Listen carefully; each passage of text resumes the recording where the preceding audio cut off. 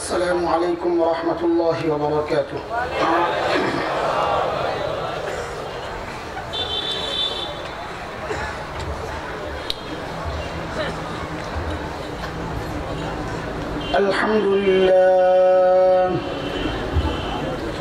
الحمد لله نحمده ونستعينه ونستغفره ونؤمن به ونتوكل عليه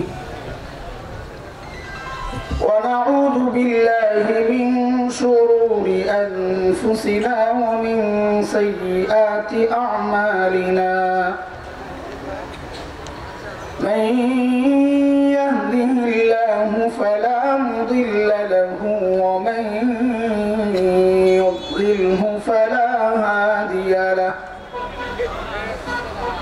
وأشهد أن لا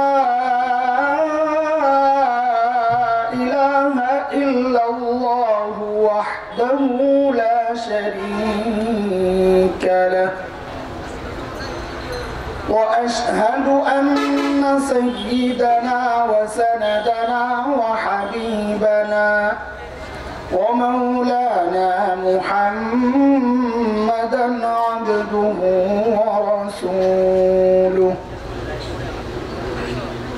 اللهم صل على محمد وعلى آل محمد كما صليت على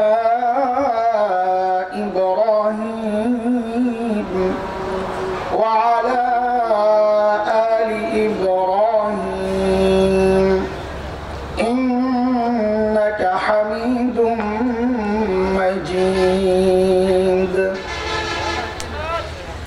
اللهم بارك على محمد وعلى آل محمد كما باركت على إبراهيم وعلى آل إبراهيم إنك حميد مجيد. أما بعد فأعوذ بالله من الشيطان الرجيم. بسم الله الرحمن الرحيم. وقال الذين كفروا لا تسمعوا لهذا القرآن والغوا فيه لعلكم تغلبون.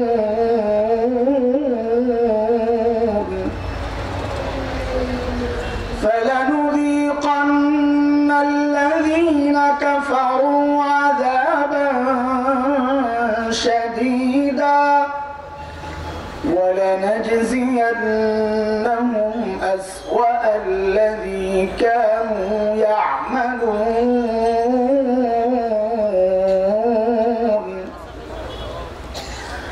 ذلك جزاء أعداء الله النار لهم فيها دار الخلد جزاء بما كانوا بآياتنا يجحدون. آمنت بالله صدق الله العلي العظيم.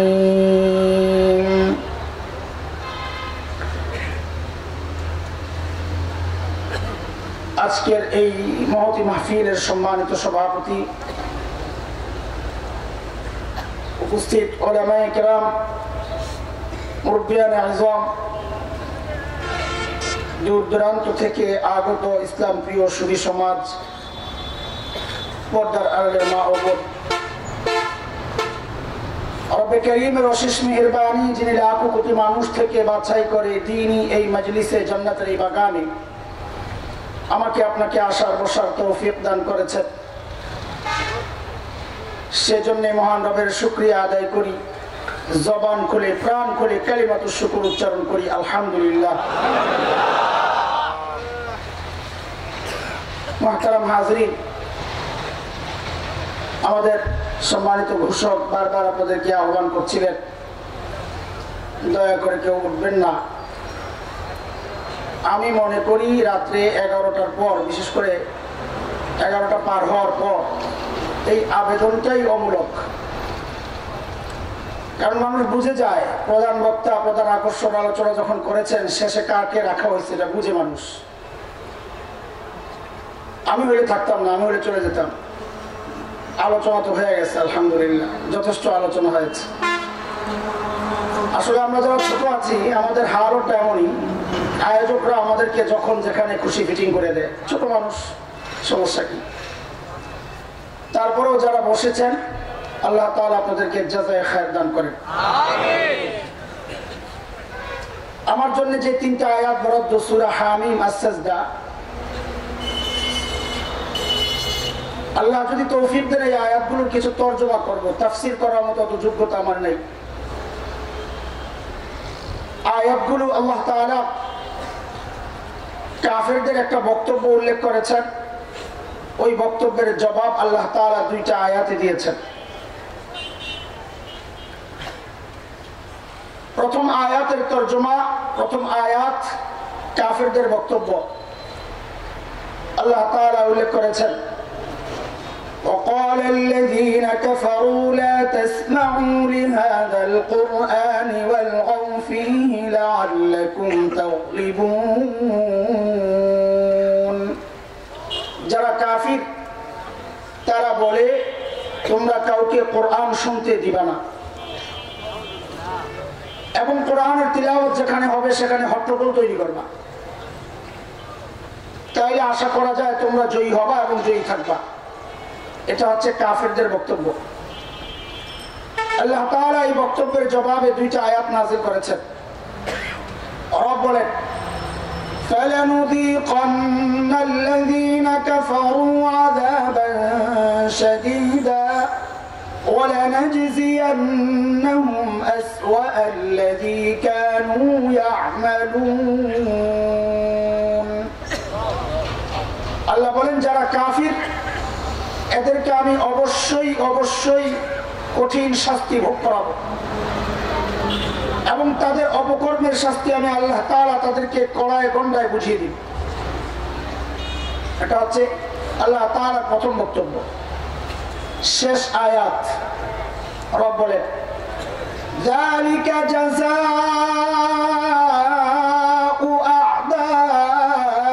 আ'দাইল্লাহি النار لهم فيها دار الخلد جزاء بما كانوا بآياتنا يجحدون।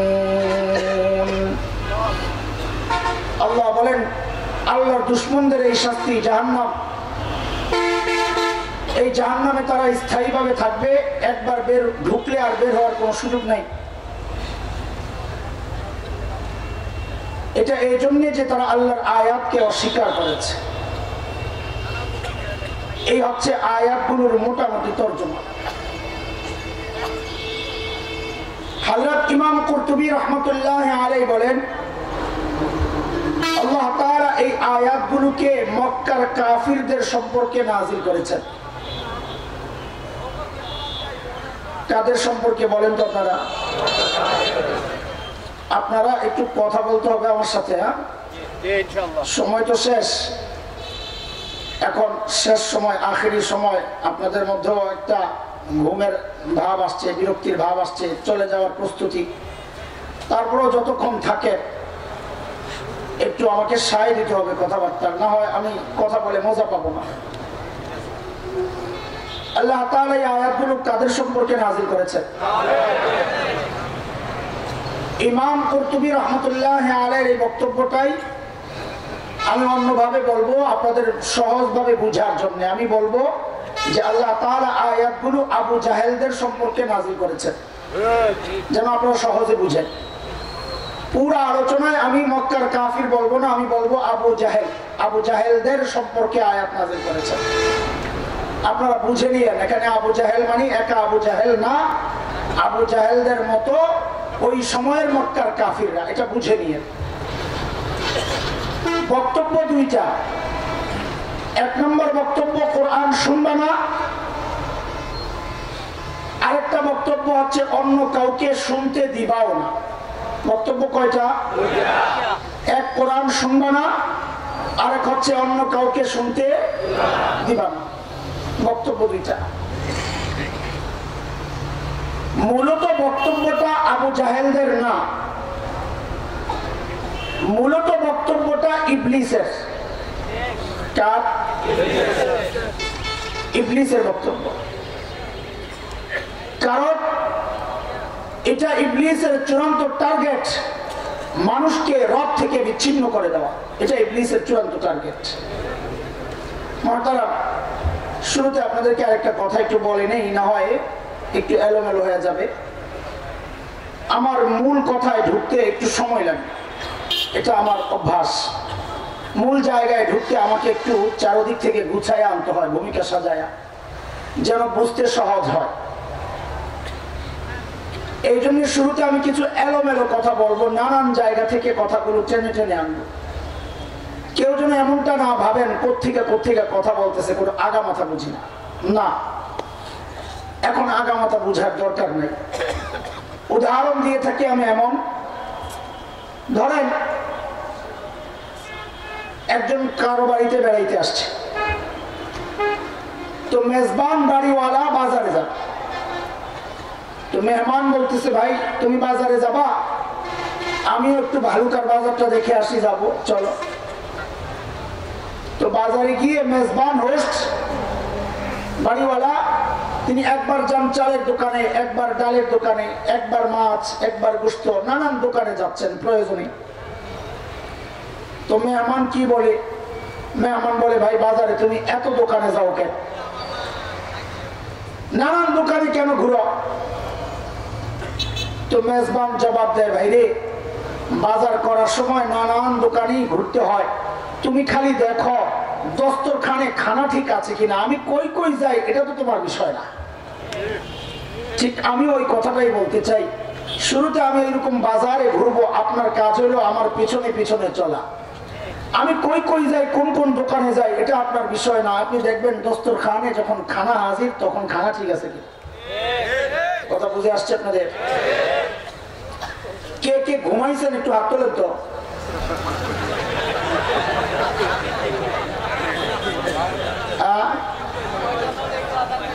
কেউ ঘুমান নাই? এত রাত্রে সজাগ সবাই, মাশাআল্লাহ। কয়েকটা কথা বলবো, একদম মনোযোগ লাগবে। আমার কথা মনোযোগ না থাকলে বুঝে আসবে না, পরে করবেন কি এতক্ষণ শুনলাম বুঝলাম না। আগাগোড়া মনোযোগ লাগবে, এক ট্র্যাকে থাকতে হবে। একটু এদিক সেদিক গেলে হারাইয়া যাবে। আমি কোন কোন বাজারের কোন কোন গলিতে ঘুরতেছি, পরে হারাইয়া যাবে, পরে আর খানা খাওয়া লাগবে না। মনোযোগ আছে না? মনোযোগ আছে আর কি। আর একটু দেখি, ভালো লাগলে থাকুন, নাইলে যাবো। ওই মনোযোগ আছে। কালকে দোয়া করছেন কয় ঘন্টা? দোয়া ছাড়াই রেখেছেন তো আজকে ডাবল দোয়া হবে ঠিক আছে কথা? দোয়া না কইরা কে কে বাড়ি যাবো দেখি, একটু আগে দেখে নেন। দোয়া না কইরা কে কে বাড়ি যাবো? দোয়া না করে যাবে? দোয়া না কইরা কে কে বাড়ি যাবো দেখি, এক দুইজন হাত তোলেন। পাবলিক এরপরে যদি ওঠেন খবর আছে আপনাদের। আল্লাহু আকবার, ইনশাআল্লাহ। আমার গলাটা খুব ভালো অবস্থায় নাই। আমার মসজিদও সূরা লাহাব চলতেছে। আজকে দেখলাম হুজুর সূরা লাহাব আলোচনা করতেছেন। আমার মসজিদও সূরা লাহাবের আলোচনা চলতেছে। আমার সিরাতের উপর আলোচনা চলতেছে আজকে 9 সপ্তাহ ধরে মসজিদে। গত জুমায় সূরা লাহাব শুরু করছি, আজকে পর্যন্ত অর্ধেক হয়েছে। 2 জুমায় মিললে অর্ধেক হয়েছে। কয় জুমা যাবে আর আল্লাহ জানে। তো গলাটা ভাঙ্গা। সূরা লাহাবের আলোচনা করলে গলা ভাঙবে না, তাইলে আলোচনা বিষয়টা জুইতে হয় নাই। সূরা লাহাবের আলোচনা করলে গলা ভাঙতে বাধ্য। আল্লাহ হাত ভাঙিয়ে দিছে আবু লাহাবের, আমার গলাটাও ভাঙবে না। কথা কম বলতেছিলাম, বক্তব্যটা কার? আরে শয়তানে? আরে ভাই, বড় বড় সব হুজুররা আসছেন, চেয়ার দিচ্ছেন উঁচা উঁচা, আমি বাচ্চা মানুষ, আমার জন্য উঁচা চেয়ার, বড় বিপদে না? বাচ্চা উঁচা চেয়ার আসেনি দুইটা, পাওটা না রাখতে পারলে আমি তো সাঁতারও জানি না, সেটা মাটিতে লাগে না পাইলে দুইটা মানুষ পাও রাখতে পারি না, তো আমি জোরে কথা বলবো কেমনে? লাগে দিতে পারি না। সবাই বড় হুজুর মনে করছে আর কি, আমি যে বাচ্চা মানুষের খবর নাই। আল্লাহু আকবার। বক্তব্য দুইটা, মনোযোগ দেন। এক নম্বর বক্তব্য হচ্ছে কোরআন শুনবা না। দুই নম্বর বক্তব্য হচ্ছে অন্য কাউকে শুনতেও দিবা না। মাশাআল্লাহ মাশাআল্লাহ, ঠিক আছে, আমি কালা মানুষ, কালা চাই।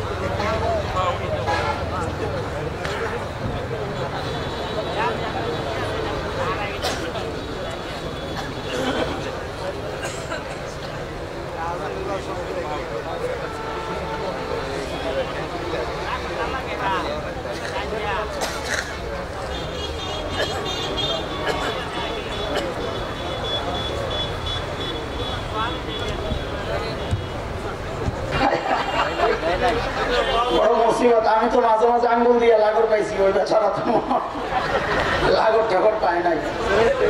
আল্লাহ, আপনারা বড় জালিম রে ভাই। ভাই বক্তব্য কয়টা? এক নম্বর বক্তব্য হচ্ছে কোরআন শুনবা না। দুই নম্বর বক্তব্য হচ্ছে অন্য কাউকে শুনতেও দিবা না। মূলত বক্তব্যটা কার? ইবলিসের। কার? ইবলিসের। ইবলিস যে বক্তব্য দিয়েছে যে আমি মানুষকে আল্লাহ থেকে বিচ্ছিন্ন করব, এটার প্রমাণ হচ্ছে কোরআনে কারীমের সূরা আরাফ আয়াত 16-17, 8 নম্বর পারা, হাফিজি কোরআন শরীফের 11 নম্বর পৃষ্ঠার 5-6 নম্বর লাইন। ইবলিসের বক্তব্য। ইবলিস বলে, قال فبما أغويتني لأقعدن لهم صراطك المستقيم ثم لآتينهم من بين أيديهم ومن خلفهم وعن أيمانهم وعن شمائلهم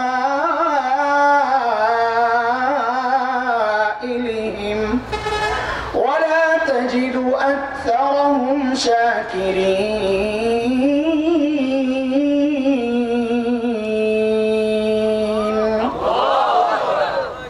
ইবলিস বলে, আল্লাহ, যাদের কারণে আপনি আমাকে আপনার কাছ থেকে দূরে ঠেলে দিয়েছেন, আমি এদেরকে আপনার কাছে আসতে দিব না। বলে, কি করবি তুই? বলে, তারা যেই রাস্তা দিয়ে আপনার কাছে আসবে, আমি ওই রাস্তা, মানে ওই রাস্তার নাম হইল সিরাতে মুস্তাকিম।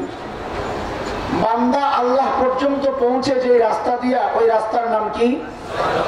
সিরাতে মুস্তাকিম। ওই যে নামাজে আপনারা সবসময় আল্লাহর কাছে দোয়া করে যে রাস্তাটা চান, ওইটা ইহদিনাস সিরাতাল মুস্তাকিম সিরাতাল লাযীনা আন'আমতা আলাইহিম গায়রিল মাগদুবি আলাইহিম ওয়ালাদ-দাল্লিন। ওই সিরাতে মুস্তাকিম, সরল পথ। ইবলিস বলে, লাআকুদান্না লাহুম সিরাতাকাল মুস্তাকিম, ওই সরল পথে আমি বসে যাব, আসতে দিব না। সিরাতে মুস্তাকিম মানে হচ্ছে কোরআন আল কারীম। কি? কোরআন আল কারীম। মূলত ইবলিসের এই চূড়ান্ত টার্গেট, বান্দাকে রব থেকে বিচ্ছিন্ন করার যে চূড়ান্ত টার্গেট, এই টার্গেট পুরো করার জন্য ইবলিস যে পদ্ধতি গ্রহণ করেছে, সেটা হচ্ছে বান্দাকে কোরআন থেকে বিচ্ছিন্ন করে দাও, তাইলে অটোমেটিক বান্দা তার রব থেকে বিচ্ছিন্ন হয়ে যাবে। এটারও একটা প্রমাণ দরকার। কোরআন থেকে বিচ্ছিন্ন করলে বান্দা যে রব থেকে বিচ্ছিন্ন হয়ে যায়, এটাও কোরআন দিয়া বুঝেন। সূরা রহমানের প্রথম 3 আয়াত দেখেন।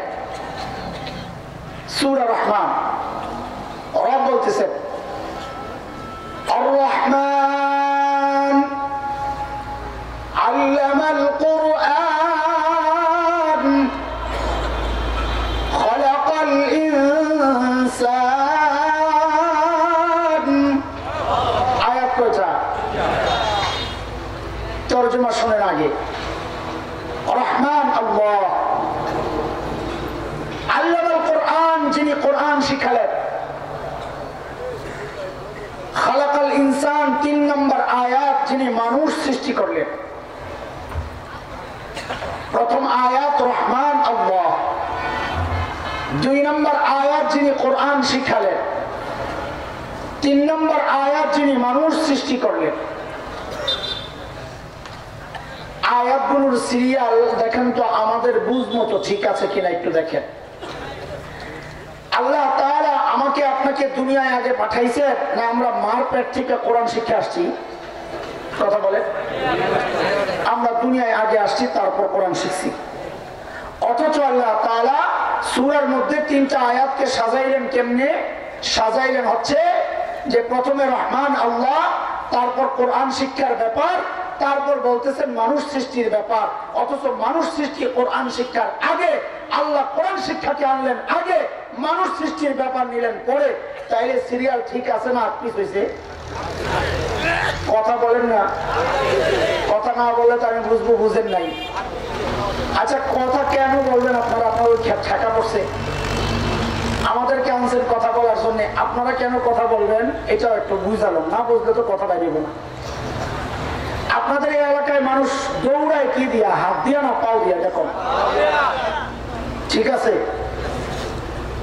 আর যার পাও আছে, যার পাও নাই সে তো আলাদা হিসাব, ওটা কথা না। দৌড়ায় কি দিয়া? হাত দিয়া না পাও দিয়া? পাও দিয়া। একজনকে কেউ বললো এই মাথা থেকে ওই মাথায় একটা দৌড় মারবি, একদম যত স্পিডে পারস।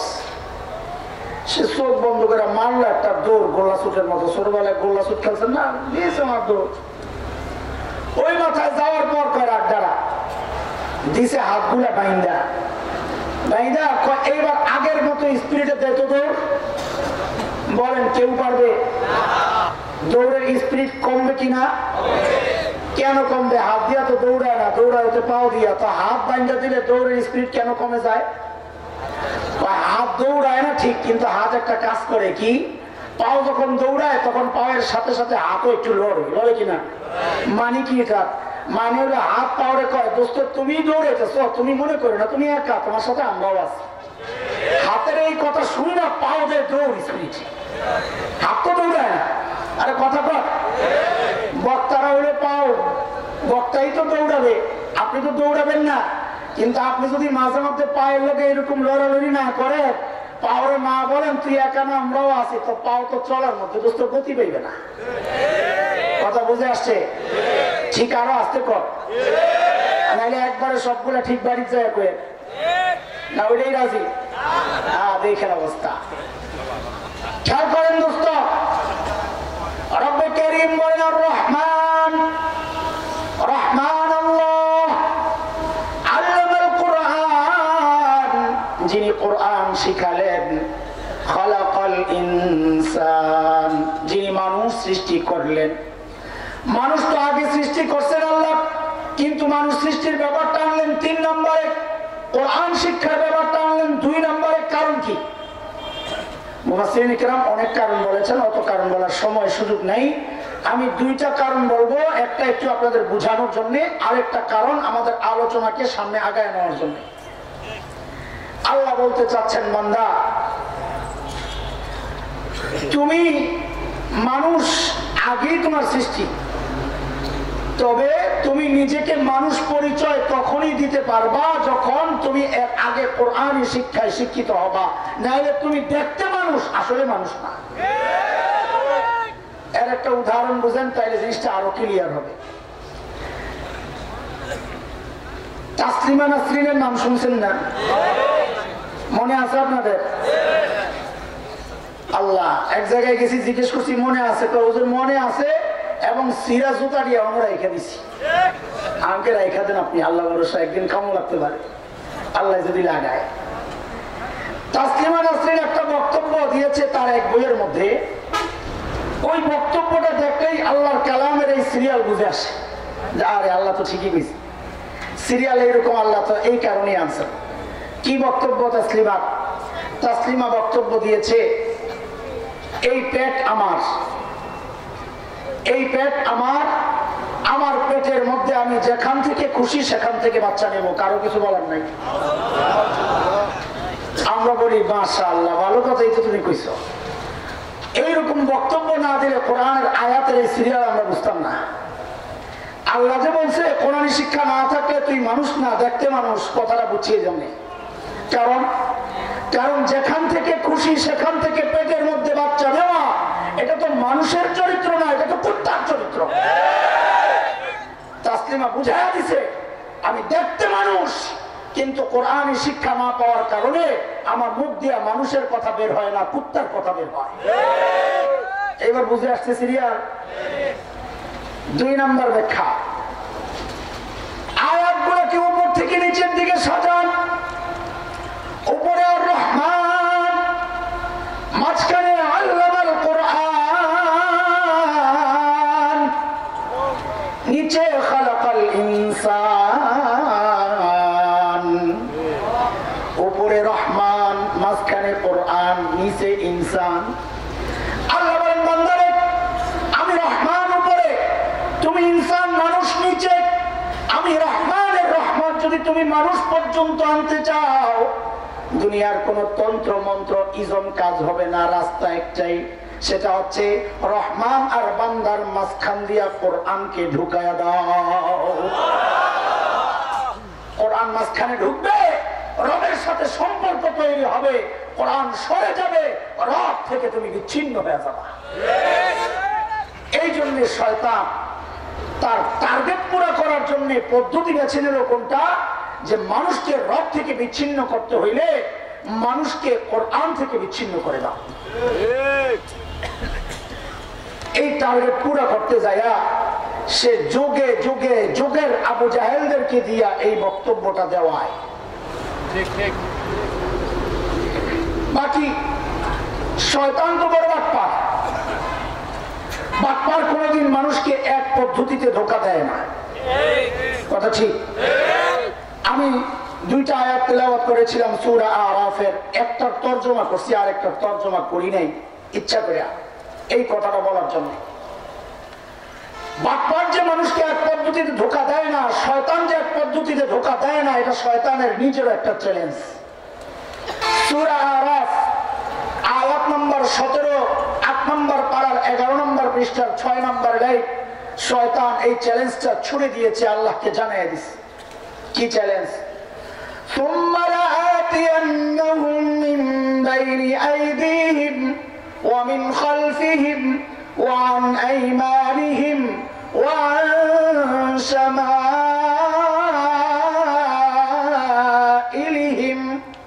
আল্লাহ, আমি ধোঁকা দিব এক পদ্ধতিতে না, কখনো সামনে দিয়া, কখনো পিছন দিয়া, কখনো ডান দিয়া, কখনো বাম দিয়া। বোঝা গেল শয়তান কোনদিন মানুষকে এক পদ্ধতিতে ধোঁকা দেয় না। আল্লাহ বলেন বান্দা, শয়তান তো চ্যালেঞ্জ করছে, সে কোনদিন এক পদ্ধতিতে ধোঁকা দিবে না। আমিও তোমাকে সতর্ক থাকার জন্য একটা উদাহরণ দিয়ে দিই, তুমি দেখো। এখন যে কথাগুলো বলবো, এই কথাগুলোর হেডলাইন হচ্ছে কোরআনে আল্লাহ উদাহরণ দিয়েছেন শয়তান যে মানুষকে এক পদ্ধতিতে ধোঁকা দেয় না, এর একটা উদাহরণ, কোরআনের উদাহরণ। একই সূরা, সূরা আরাফ, একই পারা, একই পৃষ্ঠা, আয়াত নম্বর 20-21। এই 2 আয়াতে আল্লাহ তাআলা শয়তান যে এক পদ্ধতিতে ধোঁকা দেয় না তার উদাহরণ দিয়ে দিয়েছেন। খেয়াল করেন, রব বলতেছেন فوسوس لهما الشيطان ليبدي لهما ما وري عنهما من سوآتهما وقال ما نهاكما ربكما عن هذا الشجرة إلا أن تكونا ملكين أو تكونا من الخالدين وقاسمهما إني لكما لمن الناصحين আদম আর হাওয়া আলাইহিস সালামকে শয়তান যখন ধোঁকা দিছে, ধোঁকা দেওয়ার সময় পদ্ধতি একটা গ্রহণ করে নাই, চারটা ধোঁকা দিছে। কয়টা? একটা ফেল, দ্বিতীয়টা ফেল, তৃতীয়টা ফেল, চতুর্থটা। শয়তান কোনদিন মানুষকে ধোঁকা দেওয়ার জন্য এক পদ্ধতির পেছনে লেগে থাকে না। বাপ্পা এটা ফেল, বাদ আরেকটা। আল্লাহ দেখায় দিছে, খেয়াল করেন। এক নম্বর ধোঁকা দিল শয়তান, মা নাহাকুমা রাব্বুকুমা আন হাযিহিশ শাজারা, আল্লাহ তাআলা আপনাদেরকে এই নির্দিষ্ট গাছের ফল খাইতে নিষেধ করেছেন। আলেমরা আগে বুঝেন, এরপরে সাধারণ মানুষ বুঝেন। আল্লাহ আপনাদেরকে এই নির্দিষ্ট গাছের ফল খাইতে নিষেধ করেছেন, এইরকম আরো গাছ যে আছে ওগুলো তো নিষেধ করেন নাই। মারেফা আর না কেরার পেজ দিছে। এবার সাধারণ মানুষ বুঝেন, এই লাইনে 10টা কাঁঠাল গাছ, আপনারা ভালুকার মানুষ, কাঁঠাল বড় সস্তা। একদিন কিনছিলাম ওই কোনার থেকে 7-8টা কাঁঠাল 100 টাকা দিয়া, তো কাঁঠাল গাছ দিয়ে বুঝেন এই লাইনে 10টা কাঁঠাল গাছ আছে। শয়তান আইসা কি বলে, আল্লাহ তাআলা আপনাদেরকে এই যে 1 নম্বর কাঁঠাল গাছটা, নির্দিষ্ট কাঁঠাল গাছ, এই গাছের কাঁঠাল খাইতে মানা করছেন, আরো যে 9টা কাঁঠাল গাছ আছে ওটা তো মানা করেন নাই। দেখছেন নি কারবার? তো আল্লাহ তাআলার বক্তব্যের অপব্যাখ্যা, তাফসীর সর্বপ্রথম কে করলো? তো সর্বপ্রথম মুফাসসির হুজুরের নাম কি? আরে জোরে কর। কাজে নামের শুরুতে মুফাসসির, অমুক টেলিভিশনের ভাষ্যকার, ওই ইউনিভার্সিটি, ডাবল MA, 5 তারা টুপি, ইয়া হাবা কাবা দেখেই মনে করেন না বড় হুজুর। এটা আস্থা শয়তান হইতে পারে। কথা কর না? ওই যে হুজুর বইলে গেছেন না যে সমস্ত নামগুলা, একজনকে জিজ্ঞেসি তুই কি মনে করে গেলি? হুজুর সত্যি কথা, হুজুরের গাল দিয়ে পেটটা দেখে আমার কলিজাটা ঠান্ডা হয়ে গেছে। পেট কি শোনাবো? পেট না শোনা, মদিনার পানির টিন। আরেকজনে বলে দোস্ত আমারে বলে, ওই হুজুর বড় বিপদ থেকে বেঁচে গেছে রে। আমি কি বিপদ? এখন কত গন্ডগোল, নামাজের সময় হাত কোন জায়গায় বাঁধবে, বুকে না নাভির নিচে। এই হুজুরে এই গন্ডগোলের মধ্যে নাই। আমি কি জন্য কয় একটা হাতি আই না, আমি কবি সে তো নামাজই পড়ে না। আল্লাহ, যাত্রার পিছনে ইমান বরবাদ করা যাবে না দোস্ত, ঠিক আছে না? শয়তান যখন দেখলো 1 নম্বর ধোঁকায় কাম হয় না, এইবার মানল 2 নম্বরটা, ইল্লা আন তাকুনা মালাকাইন, এই গাছের ফল খাইলে আপনারা ফেরেশতা হয়ে যাবেন। এটা আল্লাহ চান না। কি যে ধোঁকাটা মারলো এটা আপনারা বুঝবেন না, আগে বুঝেন, এখন বুঝেন। ফেরেশতা আদম আলাইহিস সালাম হইতে যাবেন কোন দুঃখী? ঠিক একই ধোঁকা এখন মাদ্রাসা ওয়ালাদেরকে এক শ্রেণীর মানুষ দেওয়া শুরু করছে। একই ধোঁকা, শুধুমাত্র উপরের মোড়ক চেঞ্জ হয়েছে, ধোঁকা কিন্তু একটাই। এখন দেখেন না, নানা রকমের মোড়ক চেঞ্জ কইরা শয়তান নানা জিনিস খাওয়ায় দেয়। আমাদেরকে শিরিকের ক্যাপসুল খাওয়ায়, উপরে দিয়া ক্যাপসুলের উপরে দিয়া মোড়ক চেঞ্জ করছে। মূর্তি পূজা এখন আর ওই মোড়ক নাই, মূর্তি পূজার মোড়ক বাদ দিয়া ওই শিরিকের ট্যাবলেট ক্যাপসুল ঠিকই খাওয়ায়, কিন্তু মোড়কের গায়ে লেখা বাঙালি চেতনা। কথা বুঝে নাই? পাবলিক বড় আজীব জিনিস। বাঙালি চেতনার নাম দিয়ে ট্যাবলেট একটা খাওয়ায়, শিরিকের ট্যাবলেট। বুঝেন নাই কথাবার্তা? থাক, এটা বাদ, আবার কখনো আইলে এই বিষয়ে আলোচনা হবে। একই ধোঁকা এখন মাদ্রাসা ওয়ালাদেরকে দেয়। ধোঁকাটা কি আগে বুঝেন? আহলুস সুন্নাহ ওয়াল জামাতের আকীদা হচ্ছে সমস্ত নবীরা সমস্ত ফেরেশতাদের চেয়ে শ্রেষ্ঠ, সব নবী। তো আদম আলাইহিস সালামকে আল্লাহ তো নবী বানাবেন, আল্লাহ জানতেন। তো আদম আলাইহিস সালাম তার চেয়ে নিচের স্তরের ফেরেশতা হতে যাবেন কোন দুঃখে? কথা কর। ঠিক এই ধোঁকা এখন মাদ্রাসাওয়ালাদেরকে আর বিশেষ করে মা বোনদেরকে দেওয়া হয়। মা বোনদেরকে আল্লাহ বানাইলেন ঘরের রানী। শয়তান করে ঘরের মধ্যে বইয়া থাকবা, তো আর মাস্টার্স কমপ্লিট করছিল কোন কামের লিগা, এখন কি করা দরকার, চাকরি একটা করো, তো চাকরিতে বার করে দিছে।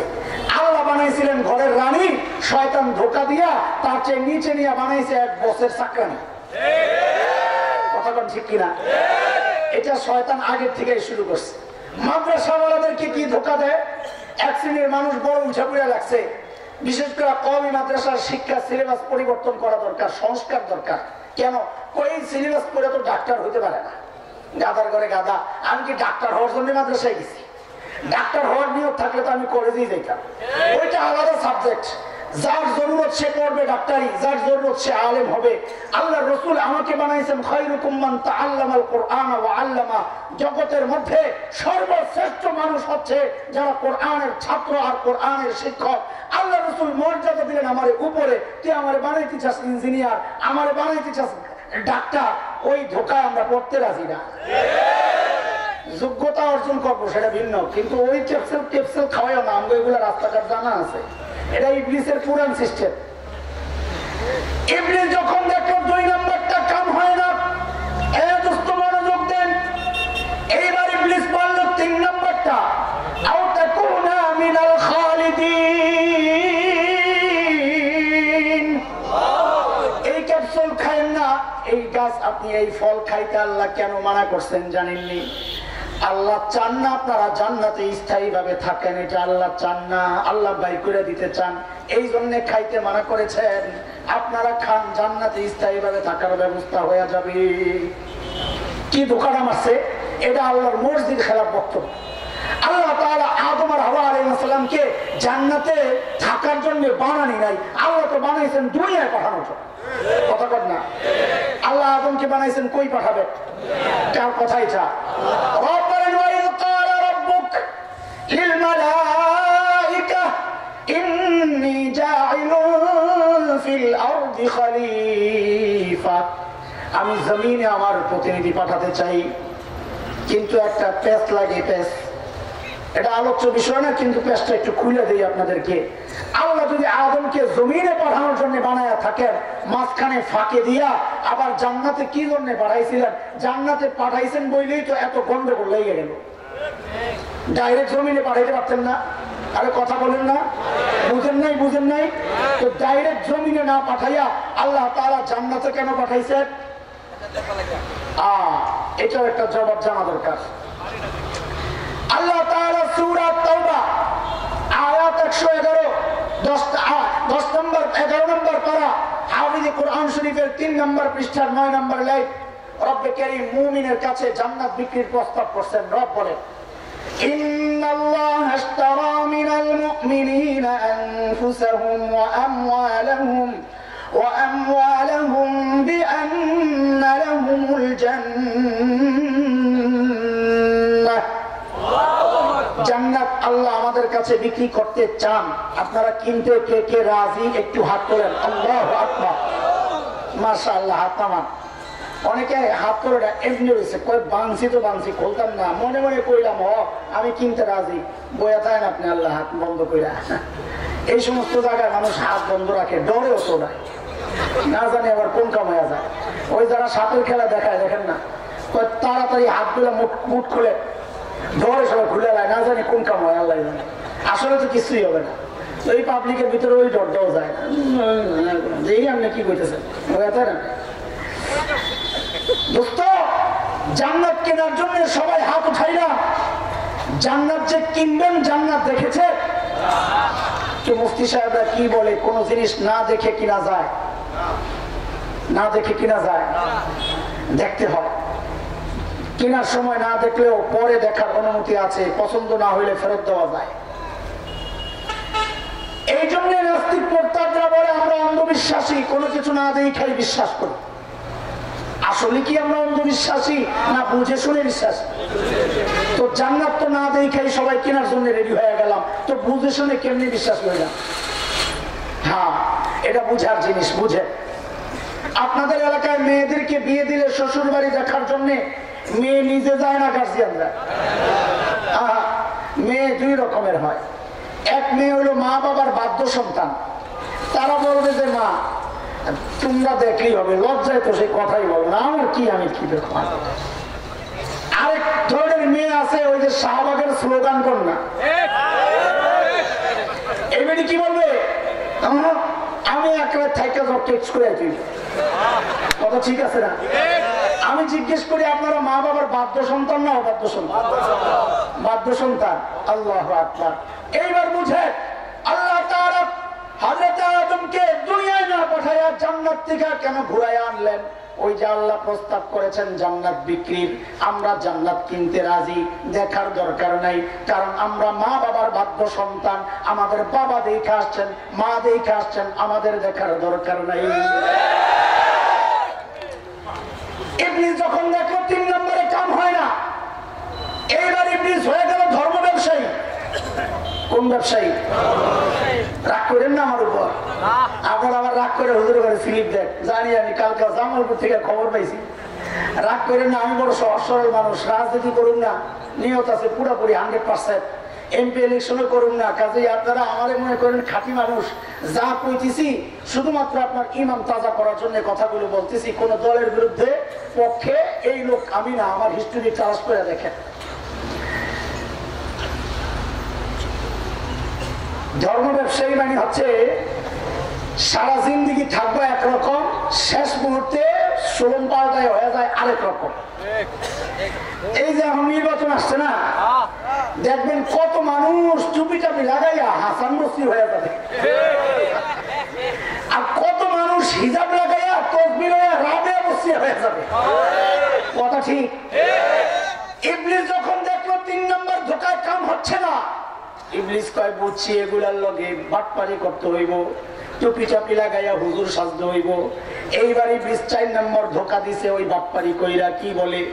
অকাসামাহুমা ইন্নী লাকুমা লামিনান নাসিহিন। ইবলিস কসম খাইলো আমারে ভুল বুঝছেন না, আল্লাহর কসম খায়া বলি আমি আপনাদের হিতাকাঙ্ক্ষী, আমি আপনাদের অমঙ্গল চাই না মঙ্গল চাই। আমার কথাটা মাইলান হুজুর হয়ে গেছে, আল্লাহর কসম খাইছে। সুবহানাল্লাহ, কত ভালো মানুষ, বুজুর্গ আল্লাহ, আল্লাহর কসম খাইছে। ওনারা গেছে পইটা আল্লাহর কসম খাইছে, যেহেতু ঠিক আছে খাওয়া যায়, এবার নিশ্চয়ই আমাদের হিতাকাঙ্ক্ষী। আমরাও এরকম ধোকা মাঝে মধ্যে খাই, কথা কয় না? আমার কথা শেষ, বাজার করা শেষ। এতক্ষণ যা বললাম কি বুঝাইতে চাইলাম এইবার বুঝেন। তারপর টেবিলে আমরা আপনাদেরকে খানা খাওয়ানোর জন্য, আপনি বুঝছেননি খাওয়ার জন্য রেডি নি আপনারা? আবার বাড়ি যাবেন গা, এমনি তো 3 ভাগের 2 ভাগ গেছে গা, বাকি 1 ভাগ যা আছে এদিকে শেষ দোয়া করে যাওয়ার নিয়ত করছি। এর মধ্যে কেউ গেলে যান গা, অসুবিধা নাই। মাইকলা করে, আরে মাইকলা কর আসুস্তি, তুই বাতি যা, সব যাক গা, আমি আর তুই থাকলি আল্লাহর সাথে যাইতে পারবি না বিল না লইয়া, কি করবি আর বইয়া থাক। দোস্ত, ইবলিসের টার্গেট হচ্ছে মানুষকে আল্লাহর কালাম থেকে দূরে সরানো, এটা হচ্ছে মূল কথা। কিন্তু ইবলিস বড় বাটপার, বাটপার মানুষকে এক পদ্ধতিতে ধোঁকা দেয় নাই, দেয় না, দিবেও না। এই কথাটা বুঝাইলাম এতক্ষণ। এই যুগে ইবলিস ওই বক্তব্য দেয়, কোরআন শুনবে না, কাউকে শুনতে দিবা না। কিন্তু এই যুগের আবু জাহেলদেরকে দিয়ে ইবলিস এই বক্তব্য দেওয়ায় কিন্তু খোলস ভিন্ন, প্যাকেটের গায়ে অন্য লেবেল লাগাইয়া, যার কারণে আমরা বুঝি না। এই যুগে আমরা মনে করি, মনে হয় কেউ বলবে ওই যুগের আবু জাহেলদের মতো কোরআন শুনবা না, কোরআনের প্রতিষ্ঠান করতে দিবা না, কোরআনের মাহফিল করতে দিবা না, হট্টগোল তৈরি করবা, আমরা অপেক্ষায় বসে রয়েছি একই বক্তব্য আসবে। না না না, ইবলিস এত বোকা না, একই বক্তব্য এই যুগে দিবে। এই যুগে ইবলিস এই যুগের আবু জাহেলদেরকে দিয়া এই বক্তব্য তো দেওয়া, কিন্তু বক্তব্যটা একরকম না, খোলস ভিন্ন, উদ্দেশ্য এক, প্যাকেট ভিন্ন, উদ্দেশ্য এক। সময়ের একজন আলেম হিসেবে আপনাদের চোখে আঙ্গুল দিয়ে দেখা দিতে চাই, এই যুগের আবু জাহেলরা কোন কোন লাইনে মানুষকে কোরআন থেকে দূরে সরানোর চক্রান্ত করতেছে। খেয়াল করেন, নানান রকমের পদ্ধতি। এক পদ্ধতি হইল আমার মতো এরকম লিবাস পইরা, অথবা লিবাসের ভাব লওয়া। বাংলাদেশে ইদানিং এই জিনিসটা খুব বেশি দেখা যাচ্ছে, আমরা আতঙ্কিত। সেটা হচ্ছে অবসরপ্রাপ্ত কর্মকর্তা, সামরিক বাহিনীর হোক, সচিব হোক, ডাক্তার হোক, ইঞ্জিনিয়ার হোক, অবসর টাইমটা কি করে পাস করবো, একটু দিনই অনুভূতি আছে, বাস কোরআনের কিছু ইংরেজি তাফসীর কিন্না হযরত এখন গবেষণা শুরু করছে। কয়েকদিন পরে যখন দেখছে মোটামুটি পুরোটা পড়া শেষ, এখন নিজের বড় বড় মুফাসসির মনে করা শুরু করছে। শাইখুত তাফসীর, কোরআনের দর্শ দেয় বিভিন্ন সচিবরা, আমার কাছে দাওয়াত আসছে। অমুক সামরিক কর্মকর্তা ছিলেন অবসরপ্রাপ্ত, এখন কোরআনের দর্শ দেন তিনি। এক বক্তা ভার্সিটির মাল, এত বক্তব্য দিয়েই দিছে, ওই মজলিসে না গেলে আমি বুঝতাম না কোরআনে এত কিছু আছে। গাদা কোথাকার, তুই এতদিন আমাদের আকাবির আসলাফদের কিতাব পড়স নাই বইলা জানোস না কোরআনের ভিতর কি আছে? এটা তোর দুর্বলতা, তার কৃতিত্ব না। তুই পড়স নাই কেন? ওই সমস্ত মুফাসসিররা আকাবির আসলাফদের যে তাফসীর, সাহাবায়ে কেরামের যে তাফসীর, তবে তাবেঈনদের যে তাফসীর, আইম্মায়ে কেরামদের যে তাফসীর, ওগুলাকে বাদ দিয়া নিজস্ব মন গড়া এখন কোরআনের তাফসীর করা শুরু করেছে। এর মধ্যে আমি একটা উদাহরণ দিই আপনাদেরকে, একটা উদাহরণ। ইদানিং একটা ফতুয়া বাজারে পাবলিশ, আমরা বলি প্রসব করেছে। শুনতে শব্দটা শ্রুতিকটু, তারপর তাচ্ছিল্যের জন্য এই শব্দটা বললাম। ওই ফতুয়া প্রসব করেছে। কি ফতুয়া? অর্থ না বুঝে কোরআন পড়লে কোনো সওয়াব হয় না। এই ফতুয়া শোনেন নাই আপনারা? আফসোস, এই ফতুয়া তো এখন না সাত সাবু দেওয়া শুরু করছেন। হুজুরা কি আর খামাখা খেপসে বেড়া লাগে? হ্যাঁ, খেপার তো অনেক কারণ আছে রে ভাই। তাক আমি ওই লাইনে কথা বলবো না, আমার লাইন ভিন্ন। আমি আগে নাস্তিক গুলারে মাইরা লই, পরে আসুন এই জায়গায়। এই জায়গায় মারার জন্য বহু লোক আছে, আমার জায়গা ভিন্ন। ফতোয়াটা হচ্ছে কোরআন অর্থ না বুঝে পড়লে কোনো সওয়াব হয় না। আপনাদেরকে জিজ্ঞেস করি, আসলে কি সওয়াব হয় কি হয় না? সবাই বলতেছে মাশাআল্লাহ। উলামায়ে কেরামের কাছে হাজারো দলিল আছে। অত দলিল দিয়ে আপনাদেরকে এখন আলোচনা শোনানো তো শেষ করা যাবে না। আমি শুধু একটা দলিল দিই, একটা। আল্লাহর নবী সাল্লাল্লাহু আলাইহি ওয়াসাল্লাম বলেন, মান ক্বারাআ হারফান মিন কিতাবিল্লাহ ফালাহুল হাসানাহ ওয়াল হাসানাতু বিআশরি আমসালিহা। যে ব্যক্তি কোরআনের একটা অক্ষর পড়বে, কয়টা? আরো জোরে বলেন। আল্লাহর নবী বলেন, যে ব্যক্তি কোরআনের একটা অক্ষর পড়বে, আল্লাহ তাআলা তার আমলনামায় 10টা নেকি দিয়ে দিবেন। অক্ষর কয়টা? নেকি কয়টা? 10টা। এই হাদিসের মধ্যেই আল্লাহর নবী বলেন, আমি বলি না আলিফ লাম মিম একটা হরফ, এটা আমি বলি না। খেয়াল করে, আমি বলি আলিফ একটা হরফ, লাম একটা হরফ, মিম একটা হরফ। আপনারা বলেন তো এইবার কয়টা হরফ? 3টা। এইবার হাদিসের ব্যাখ্যা আপনারাই দেন, দেখি আমাদের সাথে মিলে কিনা। আলিফ পড়লে কয় নেকি রে ভাই? ঠিক আছে যা। লাম পড়লে কয় নেকি? মিম পড়লে কয় নেকি? কয় নেকি? টোটাল কত? তো আলিফ লাম মিম পড়লে কয় নেকি হয়? ঠিক আছে কথা? মাশাআল্লাহ, ভালো। এই বুঝটা উলামায়ে কেরামের বুঝ। উলামায়ে কেরাম হাদিসের এই অর্থই বুঝেছেন, তাহলে আমাদের মিলে গেল। আলিফ লাম মিম পড়লে 30 নেকি, এটা বুঝলাম কোত্থেকে? হাদিস থেকে, আল্লাহর নবীর বক্তব্য থেকে। আপনারা বলতেছেন অর্থ না বুঝে পড়লে সওয়াব হয় না। নবী বলতেছেন আলিফ লাম মিম পড়লে 30 নেকি, তাইলে নিশ্চয়ই আলিফ লাম মিমের অর্থ আছে, নাহলে 30 নেকি কেন হবে? আলিফ লাম মিমের নিশ্চয়ই অর্থ আছে, নাহলে 30 নেকি কোত্থেকে আসলো? অর্থ ছাড়া তো নেকি নাই। অর্থ না বুঝে পড়লে নেকি নাই, তো নিশ্চয়ই এটার অর্থ আছে। তো আপনারা বলেন এইবার আলিফ লাম মিমের অর্থটা কি বলেন। সব মুফাসসিররা এক বক্তব্য দিলেন, আল্লাহু আ'লামু বিমুরাদিহি বিযালিক। আলিফ লাম মিমের অর্থ আমরা জানি না, আমরা কি কিছু বললে বলতে পারি, আসলে জানেন কে? আল্লাহর নবী বলেন যেটার অর্থ জানি না আমরা, ওইটা পড়লে 30 নেকি হয়। তো বোঝা গেল অর্থ না বুঝতে পড়লেই তো 30 নেকি হয়। আপনারা আবার এটা পত্রিকা বললেন অর্থ না বুঝতে পড়লে নাকি হয় না। এখন আপনি মনে মনে চিন্তা করতেছেন, হুজুর আপনি মনে হয় ট্র্যাকে নাই, লাইনে নাই। আপনি তো আলোচনা করতেছেন যে এই যুগের শয়তান, এই যুগের আবু জাহেলদেরকে দিয়া মানুষকে কোরআন থেকে দূরে সরানোর চক্রান্ত কোন কোন লাইনে করে। দোস্ত আপনি এখনো বুঝা সারেন নাই, আমি লাইনে আছি। কারণ কি? এই একটা ফতোয়া এস্টাবলিশ করতে পারলে কি হয়, বাংলাদেশের 95% মুসলমান, 95 ভাগের উপরে হবে মুসলমান কোরআনের অর্থ জানে না। যদি এই ফতোয়া সমাজে প্রতিষ্ঠিত হয়ে যায় তো এই মানুষগুলা ভাববে, হায় রে আমি তো অর্থ জানি না, তো কষ্ট করে কোরআন পড়ে লাভ কি? এই মানুষগুলা কোরআন পড়া ছেড়ে দিবে। কথা বুঝে আসছে আপনাদের? আচ্ছা, কোরআন থেকে দূরে সরানোর চক্রান্তের আরেকটা উদাহরণ দিই।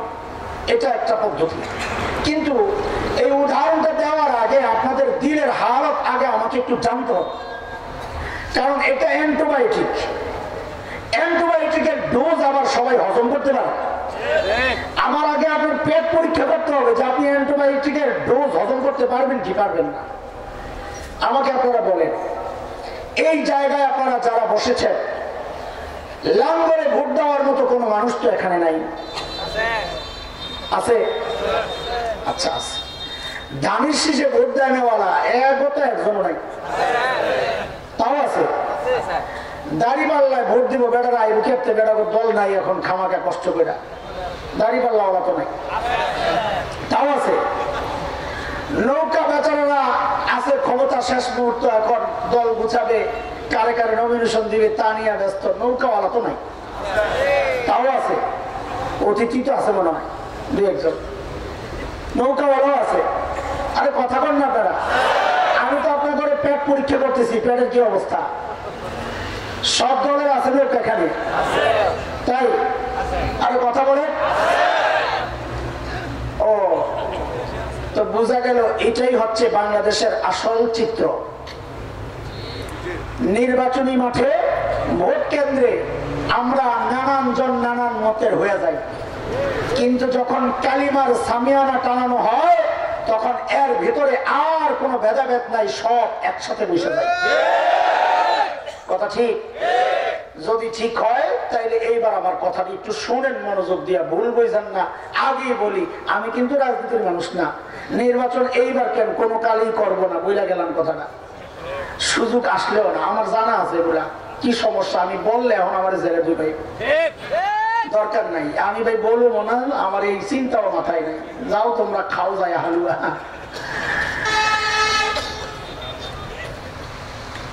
কয়েকটা উদাহরণ দিয়ে আমি আমার এই রাস্তাটার কথা বলবো, উদাহরণগুলো একটু মনোযোগ দিয়ে শুনতে হবে। বাংলাদেশের স্বাধীনতার সাথে যে দিবসগুলো সম্পৃক্ত, 26শে মার্চ, 16ই ডিসেম্বর অথবা ভাষা দিবসে 21শে ফেব্রুয়ারি, এই দিবসগুলোতে স্কুল কলেজ বন্ধ থাকে এবং আমরা ইদানিং দেখি, ইদানিং অনেক আগ থেকেই দেখছি যে এই দিবসগুলোতে স্কুলের মাঠে বিভিন্ন ক্রীড়া প্রতিযোগিতা হয় কিনা? ভালো কথা, বন্ধের দিন আনন্দ করছে বাচ্চারা। কিন্তু আমরা ইদানিং লক্ষ্য করছি এই ক্রীড়া প্রতিযোগিতার মধ্যে একটা ইভেন্ট থাকে, একটা বিষয়, সেটা হচ্ছে যেমন খুশি তেমন সাজো। আছে কিনা? বাচ্চারা যার যার মতো, কেউ কাজের বুয়া সাজে, কেউ আমার আল্লাহ রসুলের নাম সাজে, মানে লেঙ্গা বেড়া, কেউ গোয়াল সাজে, কেউ কৃষক হয়, এক একজন এক একটা সাইজা অডিয়েন্স আর বিচারকদের সামনে যায় নাটক টাটক করে দেখায়। যারটা যত পারফেক্ট হয় সে পুরস্কার পায়, ঠিক আছে না? ইদানিং আমরা লক্ষ্য করছি এই যেমন খুশি তেমন সাজের মধ্যে একটা সাজ, কয়েকটা ছোট্ট ছোট্ট বাচ্চাকে সাজানো হয়। কি সাজায়? একটা ছোট্ট মেয়েকে যুবতী মেয়ে সাজায়, শাড়ি টাড়ি পরাইয়া যুবতী মেয়ে। আরেকটা পিচ্চিকে মাথার মধ্যে টুপি লাগায় আর মুখের মধ্যে একটু দাড়ি লাগায়। আরেকজনকে সাজায় মুরব্বী। এই 3-4টা মিল্লা যাইয়া বিচারকের সামনে নাটক করে দেখায় কি, ওই যে দাড়িওয়ালা টুপিওয়ালা এই মৌলবী ওই মেয়ের কাপড় ধরে টানতেছে। মানে তারা বুঝাতে চাচ্ছে এটা হচ্ছে 71-এর চিত্র। 71-এ রাজাকাররা আমার মা বোনের ইজ্জত, যুবতীদের ইজ্জত এইভাবে নষ্ট করেছে। উদাহরণ নাম্বার 1, এখনো ঠিক করেন না, পরে এসে। উদাহরণ নাম্বার 2, বাংলাদেশের টেলিভিশন, সিনেমার, নাটক, সিরিয়ালগুলোতে ভিলেন আর গাদ্দার নামের একটা চরিত্র থাকে। মোরাল সমাজের সমস্ত নিকৃষ্ট কাজগুলো তাকে দিয়ে করানো হয়। তাকে সাজানোর জন্য যারা চিত্রনাট্য তৈরি করে, পরিচালক, এরা কি করে, ওই মোড়ল আর গাদ্দার আর শয়তান লোকটা সাজানোর জন্য অনেক জায়গায় অনেক বিষয় আমরা জানছি যে ওই মোড়ল আর গাদ্দারের মাথার মধ্যে একটা টুপি লাগাইয়া দেয়, মুখের মধ্যে একটু দাড়ি লাগাইয়া দেয়। এটা হচ্ছে সমাজের নিকৃষ্ট মানুষ। কথা ঠিক আছে কিনা? উদাহরণ নাম্বার 3, মনোযোগ লাগবে। 2013 5ই ফেব্রুয়ারি, ডেটটা অনেকের মনে থাকার কথা, অনেকে হয়তো ভুলে গেছেন, আমরা ভুলি নাই। 2013 5ই ফেব্রুয়ারি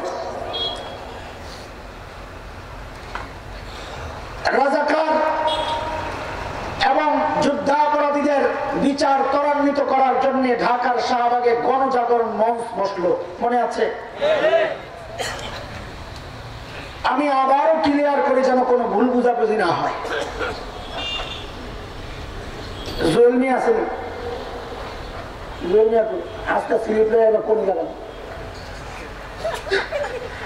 হালকা এই আকামটা তুমি বসছো, আজকে স্লিপ লয়ে এলে তোমাকে কোন গেলাম চুপচাপ বইয়া তা অফিসে এদিকে আইবা না। ভাই আপনাদের একটু আকর্ষণ, দৃষ্টি আকর্ষণের জন্য আমি এই কাজটা করলাম। রাজনীতির গন্ধ খোঁজার চেষ্টা না করে গণজাগরণ মঞ্চের যে বক্তব্য, এই বক্তব্যের সাথে আমাদের কোনো বিরোধ নাই। এই বক্তব্য আমরা 1500 বছর থেকে দিয়ে আসতেছি, 1400 বছরের আগ থেকে। সমস্ত জালেমের বিচার আমরাও চাই, এটা নতুন না। এই দাবি সকলের, সমস্ত জালেমের বিচার চাই। সমস্যা বাঁধলো কখন?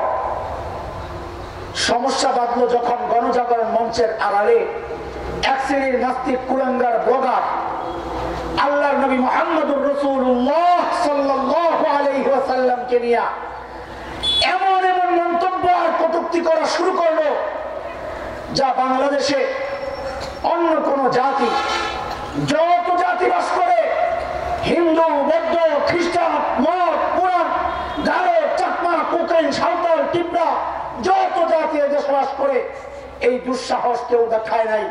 কিন্তু এক শ্রেণীর কুলাঙ্গার মুসলমান নামদারি নাস্তিক ব্লগাররা সেখানে বসে বসে আল্লাহ নবীর বিরুদ্ধে এই কথাগুলো লেখা শুরু করলো।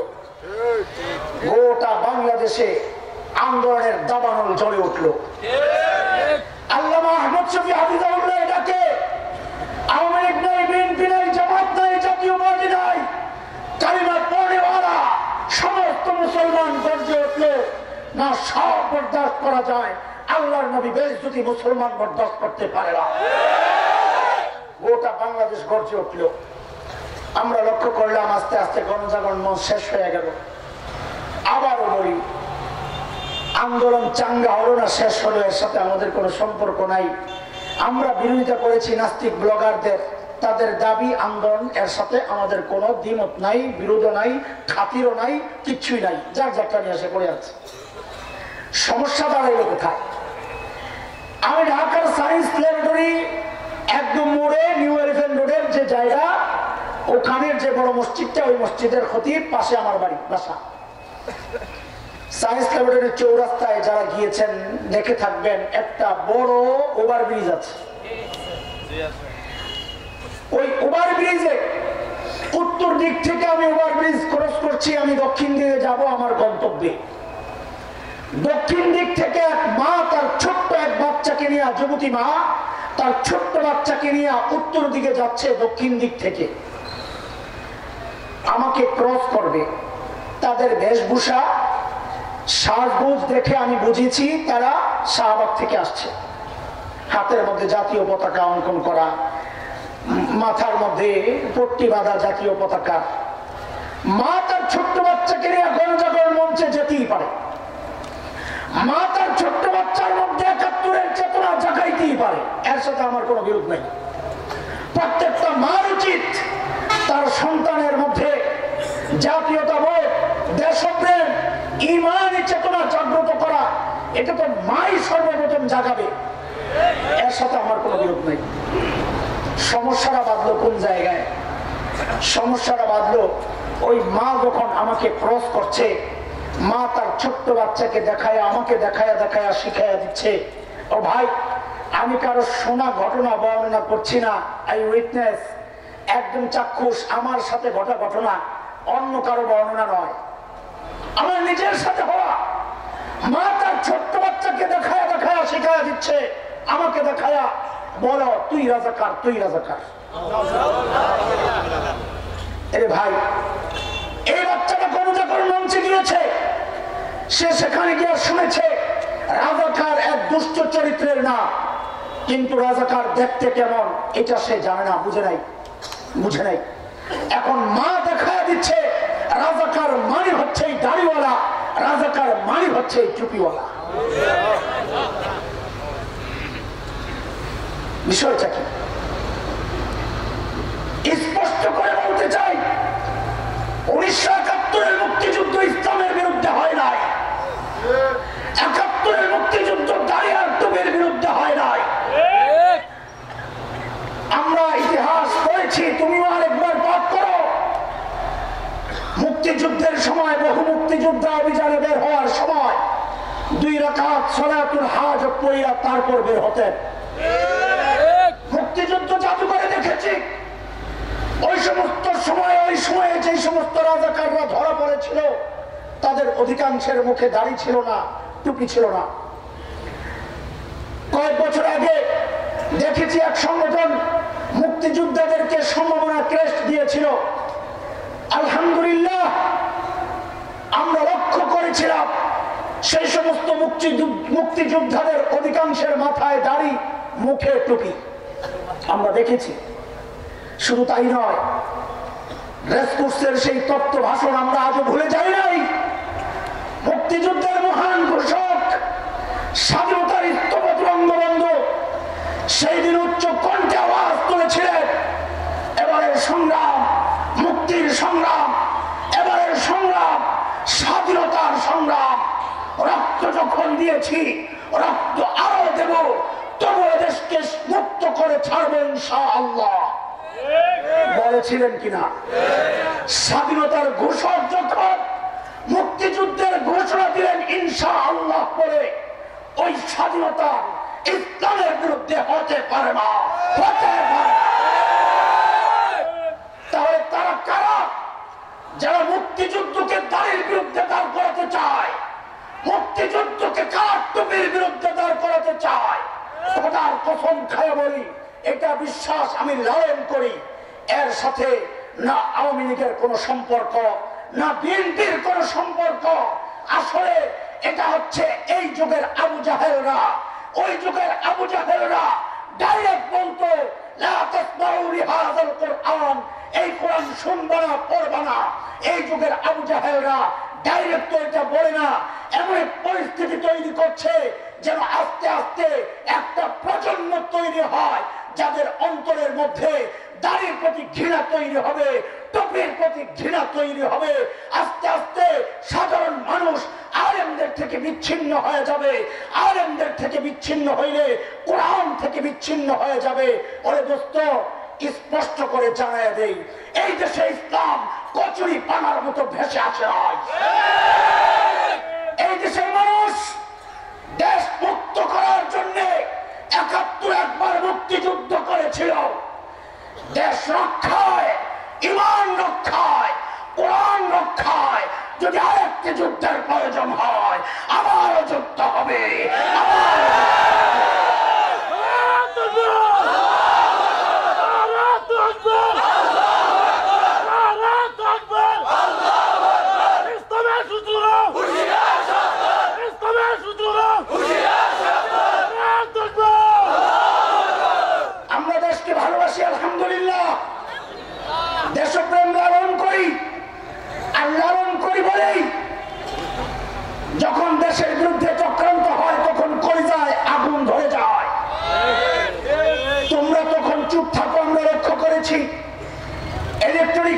প্রিন্ট মিডিয়ার কিছু কুলাঙ্গার আছে যারা ইসলামের কোনো কিছু পাইলে, মুসলমানদের কোনো ভুল পাইলে, দাড়ি টুপিওয়ালাদের কোনো ভুল পাইলে বিশাল ফলো করে ছাপায়।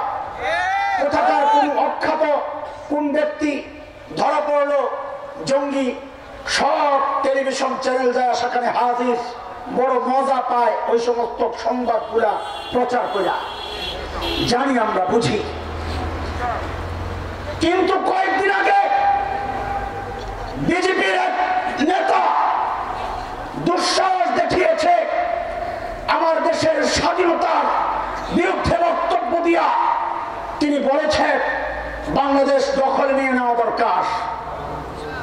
দখল করার হুমকি দিয়েছে আমার প্রিয় মাতৃভূমিকে। এ দোস্ত, এই জায়গায় কোনো আওয়ামী লীগ নাই, বিএনপি নাই, জামাত নাই, হেফাজত নাই। প্রত্যেকটা মানুষ দেশপ্রেমিক, দেশকে আমরা ভালোবাসি। কথা করতে যারা হুমকি দেয় এই সমস্ত মাহফিল গুলো থেকে তাদেরকে জানিয়ে দিতে চাই, ওয়েলকাম ওয়েলকাম, আসো, দখল করতে আসো। তবে আসার আগে আমাদের 100 বছরের ইতিহাস পাঠ করে আসো। আমাদের একটা চমৎকার ইতিহাস আছে। সেই ইতিহাস হচ্ছে এই উপমহাদেশের জমিন যখন ওলামায়ে দেওবন্দের রক্তে রঞ্জিত হয়েছিল, ব্রিটিশ লাল কুত্তারা পালাতে বাধ্য হয়েছিল। আফগানিস্তানের জমিন যখন স্পর্শ করেছিল, রাশিয়ার শেখ ভল্লুকেরা পালাতে বাধ্য হয়েছিল। এই কুলাঙ্গাররা আমার স্বাধীনতা খাবি, আর সাহস থাকবে খোদার কসম খায়া বলি, এখনো দেশপ্রেম, দেশপ্রেমিক সেনাবাহিনী আছেন, আমাদের সৈন্যরা আছেন, পুলিশ আছেন এবং রাইফেলসের লোকেরা আছেন, মুক্তিযুদ্ধের পক্ষের মানুষ আছেন, ওলামায়ে কেরাম আছেন।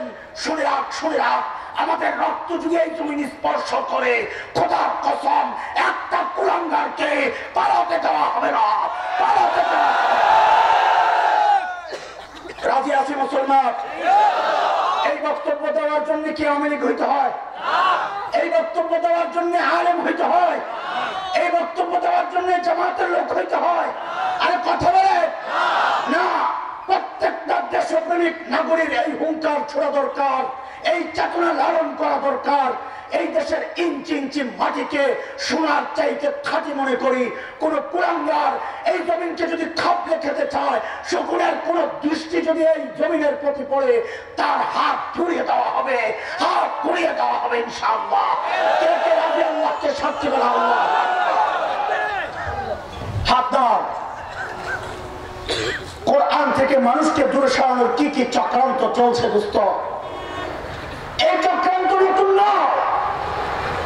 1757 থেকে চক্রান্ত শুরু হয়ে গেছে এই উপমহাদেশে। ইতিহাস পড়ে 1757 ইংরেজরা ভূমি দখল করার পর 100 বছর পর্যন্ত নির্মম নির্যাতন চালাইল। 1857 100 বছর নির্যাতন চালায় যখন তারা দেখলো না এই ভূমিতে মানুষগুলাকে কমানো সহজ হচ্ছে না, বিষয়টা কারণ অন্য একটা ইতিহাস তো ভিন্ন কথা বলে। স্পেনের ইতিহাস ভিন্ন কথা বলে। স্পেনে মুসলমানরা যখন আন্দালুস শাসন করে, আজকের স্পেন এবং পর্তুগালের কিছু অংশ যখন মুসলমানরা শাসন করত, খ্রিস্টানরা ওই অঞ্চল দখল করার পর ইতিহাস সাক্ষী মাত্র 8 দিনের মাথায় গোটা স্পেন থেকে, গোটা আন্দালুস থেকে ইসলাম, মুসলমান, কোরআন এমনকি আরবি শব্দগুলা পর্যন্ত বিতাড়িত করা হয়েছিল। ইংরেজরা এই উপমহাদেশে 100 বছর নির্যাতন চালাইয়া তারা হয়রান। কি ব্যাপার, স্পেনের ওই পরিণতি এই দেশে কেন বাস্তবায়ন করা যাচ্ছে না? বিষয়টা কি? রানীর নেতৃত্বে তদন্ত কমিশন হলো, তদন্ত কমিশন রিপোর্ট পেশ করলো, 3টা সুপারিশ পেশ করলো। যে 3 সুপারিশ বাস্তবায়ন করো, তাইলে এই দেশেও তোমাদের দখলদারিত্ব প্রতিষ্ঠা করা যাবে, সহজ হয়ে যাবে। সুপারিশ কয়টা? 1 নম্বর সুপারিশ, মুসলমানদের বুক থেকে কোরআনকে সরায় দাও। 2 নম্বর সুপারিশ, ওই কোরআনের শিক্ষক, ধারক, বাহক উলামায়ে কেরামকে নিশ্চিহ্ন করে দাও। তিন নম্বর সুপারিশ, সংস্কৃতি আগ্রাসন, বিজাতীয় সংস্কৃতি ঢুকায় দাও, যেটা এখনো অব্যাহত আছে। বাঙালি চেতনার নামে হিন্দুয়ানি সংস্কৃতি এই সমাজের রন্ধ্রে রন্ধ্রে সুকৌশলে ঢুকিয়ে দেওয়ার অপচেষ্টা চলছে। শুরু হয়ে গেল এই সুপারিশ বাস্তবায়ন। হিস্টোরি অনেক লম্বা, আমি সেই দিকে যাচ্ছি না, সময় কম, লম্বা সময় আপনাদের শেষ হয়েছে ইতিমধ্যে, আমি আর আগাতে চাচ্ছি না। শুধু এতটুকু বলি, 100-200 বছর থেকে এই প্রচেষ্টা অব্যাহত আছে, আজও চলছে। এই কোরআনী মাহফিল গুলা থেকে, এই তাফসীর ও কোরআন মাহফিল গুলা থেকে এই চেতনা নিয়ে ঘরে যাওয়া দরকার। চক্রান্তের জাল আরো বিস্তৃত হোক, ষড়যন্ত্রের কৌশলগুলো আরো শক্তিশালী হোক।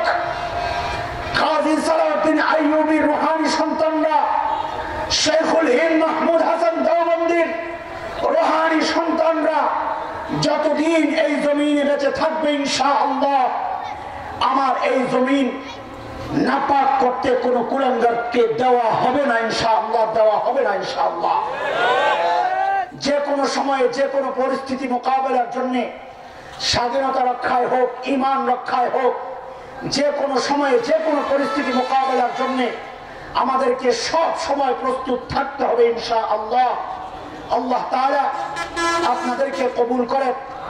মাহফিল আয়োজন যারা করেছেন, বিশেষ করে আমার বক্তব্যের আগে আজাদ ভাই যাদের নাম উচ্চারণ করেছেন, আমাকে স্পেশাল বলেছেন যে তাদের অনেক অবদান, শ্রমিক ভাই, মালিক সমিতি সহ যারাই করেছেন, সবাইকে আমরা মোবারকবাদ জানাই যে এটা কোনো মাদ্রাসার মাহফিল নয়, মসজিদের মাহফিল নয়।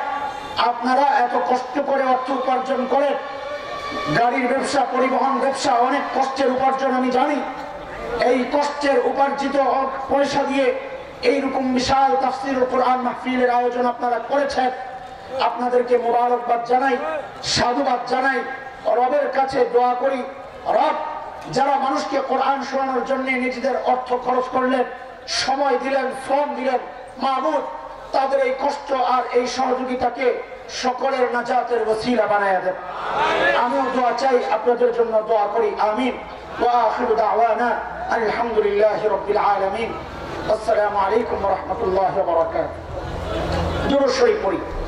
اللهم صل على محمد وعلى آل محمد إبراهيم وعلى آل إبراهيم إنك حميد مجيد اللهم آمين ربنا ظلمنا أنفسنا وإن لم تغفر لنا وترحمنا لنكونن من الخاسرين ربنا فاغفر لنا ذنوبنا وكفر عنا سيئاتنا وتوفنا مع الأبرار رب العالمين يا الله দুইদিন ব্যাপী তাফসীর কোরআন মাহফিলের আজকের সমাপনী দিবসের শেষ মুহূর্তে আমরা মাহবুব আল্লাহ অনেক কথা শুনেছি, কথা বলেছি, কোরআনের আলোচনা হয়েছে, মাহবুব দুরূদ সালাম পাঠ করেছি। আল্লাহ এর মধ্যে কোনো ভুল ত্রুটি হয়ে থাকলে মাহবুব আপনার গফফার গুণের ওসিলায় ভুলগুলো ক্ষমা করে আমলগুলোকে কবুল মঞ্জুর করে দেন। আমিন। রব্বুল আলামিন আল্লাহ কোটি কোটি গুণ সওয়াব বাড়াইয়া আকায়ে নামদার তাজদার মদিনা নবী আকরাম সাল্লাল্লাহু আলাইহি ওয়াসাল্লামের রওজায়ে আতহারের সওয়াব আপনি পৌঁছায়া দেন। আল্লাহ আদম আলাইহিস সালাম থেকে আজ পর্যন্ত যত আম্বিয়া, আউলিয়া, মুহাদ্দিসিন, মুজতাহিদিন, ফুকাহা, সুলাহা, পীর, মাশায়েখ, বুজুর্গান কিরাম, আল্লাহ আমাদের আপনজন, দাদা দাদি, নানা নানি, শ্বশুর শাশুড়ি, আত্মীয় স্বজন, পাড়া প্রতিবেশী, ভাই বেরাদর, আল্লাহ বন্ধু বান্ধব, আইম্মায়ে মাসাজিদ, আসাতিজায়ে মাদারিস, আল্লাহ যারা কবরবাসী হয়েছেন মাহবুব প্রত্যেকের কবরে আমলগুলোর সওয়াব আপনি পৌঁছায়া দেন। আল্লাহ খাস করে আমাদের কারো মা নাই, কারো বাবা নাই, আল্লাহ কবরে কি অবস্থায় আছে জানি না মাহবুব, আল্লাহ এটা তো জানি। আল্লাহ ওই মা বাবার ওসিলায় আজকে আপনাকে আল্লাহ বলে ডাক দেই। ও মাবুদ, ওই মা বাবার ওসিলায় আপনার কালামের তিলাওয়াত করি আল্লাহ। ওই মা বাবার ওসিলায় আপনার কুদরতি পায়ে সাজদা করি আল্লাহ। ছোটবেলায় কত আদর করে আমাদেরকে বড় করেছেন যারা, আল্লাহ আমাদের সুখের কথা ভেবে নিজে অসুস্থ ছিলেন, চিকিৎসা করান নাই যারা, আমাদের সুন্দর ভবিষ্যতের কথা ভেবে দামি কাপড় চোপড় ব্যবহার করেন নাই যারা, আল্লাহ ওই মা বাবা আজকে কবরে একা একা শুয়ে আছেন গো মাহবুব। কি হাল কি অবস্থা কিছুই জানি না মাহবুব। আল্লাহ আমাদের আমলগুলো আপনার দুয়ারে পেশ করলাম, এর ওসিলায় আল্লাহ আপনার রহমত দ্বারা তাদের কবরগুলোকে জান্নাতের টুকরা বানায় দেন আল্লাহ। আল্লাহ জান্নাতি খাবার, জান্নাতি পোশাক, জান্নাতি বিছানার ব্যবস্থা আপনি করে দেন আল্লাহ। মাওলানা কারীম আয় আল্লাহ আমাদের সন্তানদেরকে দিনদার মুত্তাকি পরহেজগার বানায় দেন আল্লাহ। আল্লাহ আমাদের সন্তানদেরকে কোরআনী শিক্ষা থেকে দূরে সরানোর নানা রকম চক্রান্ত চলছে গো মাহবুব। আল্লাহ আপনার কাছে তাদেরকে সঁপে দিলাম। আয় আল্লাহ আমাদের সকলের সন্তানদেরকে আপনি এই সমস্ত চক্রান্ত থেকে হেফাজত করেন আল্লাহ। আল্লাহ আমাদের সন্তানগুলোকে এইরকম আল্লাহ ওয়ালা বানিয়ে দেন যেন আমাদের মৃত্যুর পর আমাদের জানাজা পড়াতে পারে মাহবুব। আল্লাহ যেন আমাদের মৃত্যুর পর আপনার রহমতের দুয়ারে ভিক্ষার হাত পাইতা বলতে পারে, রব্বির হামহুমা কামা রব্বায়ানি সগীরা। আল্লাহ আমাদের সকলের সন্তানদেরকে ওই রকম আল্লাহ ওয়ালা বানায় দেন আল্লাহ। আল্লাহ যেই তাফসীর কোরআন মাহফিলে আমরা বসেছি আল্লাহ, আল্লাহ যাদের অর্থের বিনিময়ে, শ্রমের বিনিময়ে, পরামর্শের বিনিময়ে, ফিকিরের বিনিময়ে আল্লাহ অনেকে উপস্থিত থেকে সাহায্য করেছেন, মাইকওয়ালা, প্যান্ডেলওয়ালা, বিদ্যুতের কাজ যারা করেছেন আল্লাহ, বক্তব্য যারা দিয়েছেন, আয় আল্লাহ ব্যবস্থাপনায় যারা ছিলেন মাহবুব, আল্লাহ প্রত্যেকের এই আমলকে নাজাতের ওসিলা বানায় দেন আল্লাহ। বিশেষ করে কিছু দ্বীনী ভাই যাদের অক্লান্ত মেহনতের বদৌলতে এত বড় মাহফিলের আয়োজন হলো মাহবুব, আয় আল্লাহ তাদের এই মেহনতকে তাদের নাজাতের ওসিলা বানায় দেন আল্লাহ। মাওলানা কারীম 16 বছর থেকে চলছে যে এই মাহফিল, আল্লাহ এই মাহফিলকে কিয়ামত পর্যন্ত আপনি কবুল ও মঞ্জুর করেন আল্লাহ।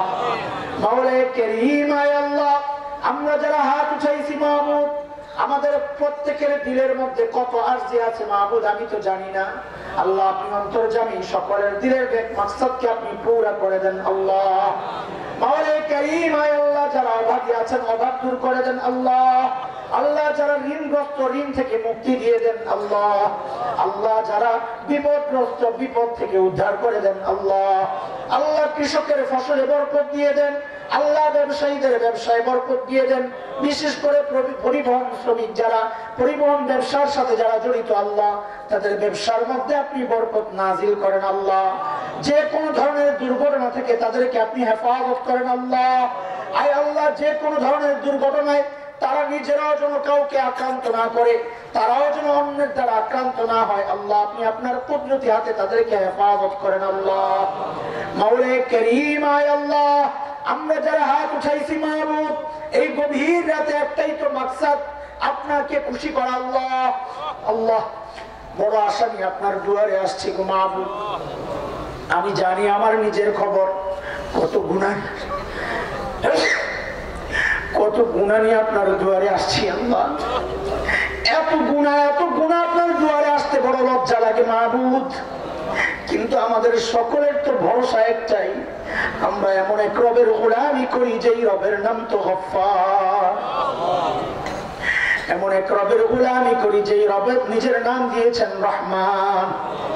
ও রহমান ও রহিম ও করিম ও লতিফ এ গফফার, আয় আল্লাহ আপনার শাহী দরবারে হাত তুলেছি গো মাহবুব, আমাদের গুনার দিকে না তাকায়া আপনার ওই সুন্দর সুন্দর গুণগুলার ওসিলায় আমাদের জিন্দেগীর সব গুনাহ খাতা মাফ করে দেন আল্লাহ। আল্লাহ মাফ করে দেন আল্লাহ। আল্লাহ আপনি মাফ না করলে আমরা যাব কই মাহবুব? আমরা জানি আপনি আপনার নেককার বান্দাদেরকে কাছে টেনে নেবেন, আমরা গুনাহগার যারা যাব কোথায় গো মাহবুব? কার দুয়ারে যায় ভিক্ষা চাইবো আল্লাহ। আয় আল্লাহ তাই তো বেহায়ার মতো বারবার গুনাহ করি আবার আপনার দুয়ারেই ফেরত আসি আল্লাহ। আল্লাহ আপনি যদি তাড়াইয়া দেন ইবলিস খুশি হয়ে যাবে, আর আপনি যদি মাফ করে দেন আপনার হাবিব খুশি হয়ে যাবেন। ওগো মাহবুব, আপনার হাবিবকে খুশি করার জন্য হলেও আমাদের জিন্দেগীর সব গুনাহ খাতা মাফ করে দেন আল্লাহ। মওলা করিম আয় আল্লাহ, গোটা এলাকার মধ্যে আপনার রহমত নাজিল করেন আল্লাহ। সমস্ত রকমের বিশৃঙ্খলা থেকে এই এলাকাকে আপনি হেফাজত করেন আল্লাহ। রাজনৈতিক হানাহানি মারামারি কাটাকাটি থেকে এলাকাকে আপনি হেফাজত করেন আল্লাহ। আয় আল্লাহ, সামনে নির্বাচন আসছে, একে কেন্দ্র করে কত জায়গায় কত গন্ডগোল হবে মাহবুব। আয় আল্লাহ, সারা বাংলাদেশকে এই গন্ডগোল আর মারামারি হানাহানি কাটাকাটি থেকে আপনি হেফাজত করেন আল্লাহ। আপনার রহমত নাজিল করেন আল্লাহ। আমরা শান্তিপ্রিয় মানুষ, আর রক্ত দেখতে চাই না, ক্ষমতার জন্য আর মারামারি দেখতে চাই না, আর গাড়ি ভাঙচুর জ্বালার উপরাও দেখতে চাই না মাহবুব। আল্লাহ, এই শান্তির দেশে আপনি শান্তি নাজিল করেন আল্লাহ। আয় আল্লাহ, আপনার আযাব ও গজব থেকে এই দেশকে আপনি হেফাজত করেন আল্লাহ। মওলা করিম আয় আল্লাহ, গভীর রাতে শেষ করার আগে আপনার কাছে আমাদের একটা আরজি মাহবুব। আয় আল্লাহ, জীবনে যত আমল করেছি সমস্ত আমলগুলো আপনার দুয়ারে পেশ করলাম আল্লাহ। মাসুম বাচ্চাদের তিলাওয়াত গুলো পেশ করলাম আল্লাহ। তাহাজ্জুদ গুজার বান্দাদের তাসবিহ গুলো পেশ করলাম আল্লাহ। পর্দানশীল মা বোনদের ইবাদত গুলো পেশ করলাম। হাজী সাহেবদের হজের আমল গুলো পেশ করলাম। উলামায়ে কেরামের আমল গুলো পেশ করলাম। মাহবুব, মুরব্বীদের চোখের পানিগুলো, আমাদের চোখের পানিগুলো পেশ করলাম আল্লাহ। সমস্ত আমল গুলো পেশ করে শেষ মুহূর্তে আপনার কাছে আমাদের শেষ আরজি গো মাহবুব, আমাদের কাউকে আপনি গুনাহ অবস্থায় ডাক দিয়েন না আল্লাহ। আল্লাহ, গুনাহ অবস্থায় ডাক দিয়েন না আল্লাহ। আল্লাহ, আপনার কুদরতি পায়ে সিজদা করা অবস্থায় ডাক দিয়েন আল্লাহ। আল্লাহ, আপনার কালামের তিলাওয়াত করা অবস্থায় ডাক দিয়েন আল্লাহ। আল্লাহ, হাদিসে পড়েছি মৃত্যুর সময় জান্নাতি বান্দাদেরকে জান্নাতের বাড়িটা দেখাইয়া মৃত্যু দিবেন। ও মাহবুব, আমরা সবাই জান্নাতের বাড়িটা দেখা মরতে চাই মাহবুব। আল্লাহ, জান্নাতের বাড়ি না দেখাইয়া মৃত্যু দিয়েন না আল্লাহ। আল্লাহ, জান্নাতের বাড়িটা না দেখাইয়া মৃত্যু দিয়েন না আল্লাহ। যে আমল করলে মৃত্যুর সময় জান্নাতের বাড়িটা দেখতে পারবো আল্লাহ, ওই আমল বেশি বেশি করার তৌফিক দান করেন আল্লাহ। যে আমল করলে আল্লাহ এই নিয়ামত থেকে বঞ্চিত হব আল্লাহ, শিরক বিদআত সহ ওই রকম সমস্ত আমল থেকে আমাদেরকে হেফাজত করেন আল্লাহ। وصلى الله على سيدنا محمد وآله وصحبه أجمعين. سبحان ربك رب العزة عما يصفون وسلام على المرسلين والحمد لله رب العالمين. عليكم السلام. الحمد لله.